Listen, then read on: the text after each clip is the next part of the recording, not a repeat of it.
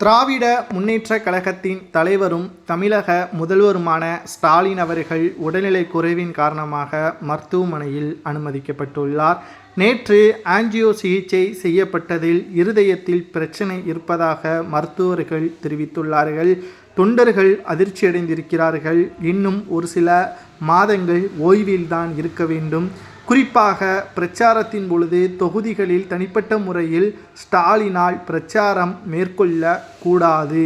அப்படி அதிக அளவு சத்தத்தால் அவர் பேசினால் அவரது உடல்நிலையே மிகப்பெரிய அளவில் பாதிப்புக்கு உள்ளாகும் என்றும், இப்பொழுது இருக்கக்கூடிய சிறிது காலத்தையாவது அவர் மக்களுக்கு நல்லதை கொடுக்க வேண்டும், இன்னமும் பணம்தான் என்று விடாப்பிடியாக இருந்தால் நிச்சயமாக மக்களே அவரை தண்டிப்பார்கள் என்றும் ஒரு சிலர் சமூக வலைதளங்களில் கூறி வருகிறார்கள்.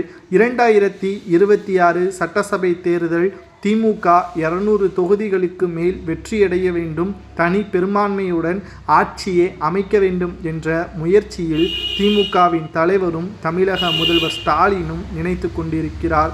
ஆனால் அது நிச்சயமாக கை கொடுக்குமா என்று கேட்டால், கடந்த 4 ஆண்டுகளாக திமுக ஆட்சியில் மக்களுக்கு பாதுகாப்பு இல்லை. இரண்டாவதாக மக்கள் நிம்மதியான வாழ்க்கையையும் கழிக்கவில்லை. தினம்தோறும் பிரச்சனைகள், ரவுடித்தனம், அசம்பாவிதங்கள், பெண் குழந்தைகளுக்கு பாதுகாப்பு இல்லாத நிலைமை. சமீபத்தில் கூட தமிழகத்தில் புதிய கட்சியாக தமிழக வெற்றி கழகம் என்பதை நடிகர் விஜய் அவர்கள் தொடங்கி அரசியல் கட்சி தலைவராகவும் மாறிவிட்டார். அனைத்தும் திமுகவிற்கு எதிராக இருப்பதால் பிரச்சாரத்தின் பொழுது அதிர்ச்சியான தகவலும் அவருக்கு வந்தால் அவரது உயிருக்கே ஆபத்தாக மாறிவிடும் என்ற தகவலும் தற்பொழுது கிடைக்கப்பெற்றுள்ளது. இதய துடிப்பிலும் மாற்றம் ஏற்பட்டால் நிச்சயம் அவர் சீரியஸான கண்டிஷனுக்கு மாறிவிடுவார் என்றும் மருத்துவர்கள் எச்சரிக்கையும் செய்துள்ளனர். குடும்பத்தினர்கள் தான் இனி அவரை பாதுகாக்க வேண்டும் என்றும் மருத்துவர்கள் கூறியுள்ளனர்.